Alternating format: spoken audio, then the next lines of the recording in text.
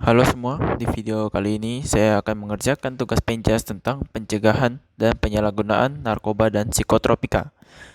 Sebelum kita membahas narkoba dan psikotropika, kita harus tahu apa itu narkoba dan juga psikotropika. Narkoba merupakan zat yang dapat mempengaruhi kejiwaan atau psikologi seseorang serta dapat menimbulkan ketergantungan secara fisik dan psikologi. Di narkoba terdapat 3 golongan.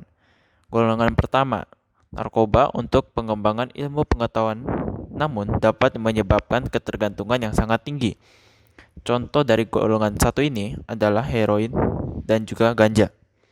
Golongan kedua, narkoba untuk tujuan pengobatan, namun dapat menyebabkan potensi ketergantungan tinggi. Jadi, bedanya golongan pertama ini sangat tinggi, namun kalau yang golongan kedua itu tinggi. Contoh dari golongan kedua ini adalah morfin. Dan golongan yang terakhir, golongan 3. Narkoba yang hampir sama seperti golongan 2, namun berpotensi ketergantungan rendah. Contohnya kodein.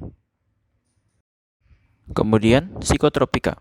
Psikotropika merupakan zat atau obat baik alamiah maupun sintetis buatan non-narkotika yang berkhasiat psikoaktif.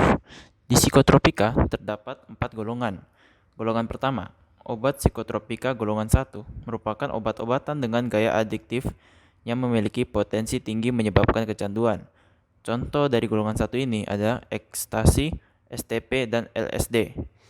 Golongan kedua, obat psikotropika golongan 2 merupakan obat-obatan yang memiliki risiko ketergantungan di bawah obat psikotropika golongan 1.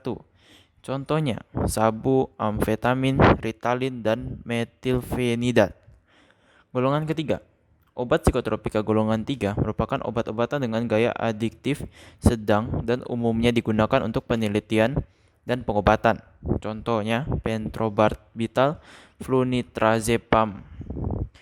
Dan yang golongan terakhir, golongan 4, obat psikotropika golongan 4 merupakan obat-obatan dengan gaya adiktif ringan yang biasanya digunakan untuk pengobatan.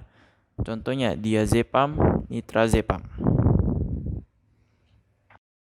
Setelah mengetahui apa itu narkoba dan juga psikotropika, saya akan menjelaskan dampak dari penyalahgunaan narkoba.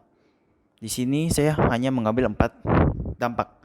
Dampak yang pertama, gangguan pada sistem saraf, seperti kejang-kejang, halusinasi, gangguan kesadaran, kerusakan saraf tepi. Dampak yang kedua, gangguan pada jantung dan pembuluh darah, seperti infeksi akut, otot jantung, gangguan peredaran darah. Dampak ketiga, bagi pengguna narkoba melalui jarum suntik, khususnya pemakaian jarum suntik yang digunakan secara bergantian, resikonya adalah tertular penyakit seperti hepatitis B, C, dan HIV yang hingga saat ini belum ada obatnya. Dan dampak yang terakhir adalah merepotkan dan menjadi beban keluarga. Setelah mengetahui dampak dari penyalahgunaan narkoba, sekarang saya akan menjelaskan penanggulangan dari narkoba. Ada 4, yaitu preventif. Preventif ini untuk membentuk masyarakat kebal terhadap narkoba dengan cara dari pembinaan.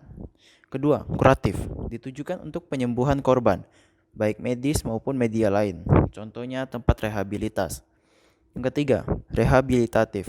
Ini dilakukan agar para korban tidak kembali menggunakan narkoba.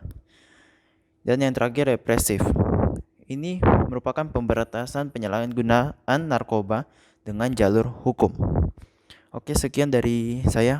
Terima kasih.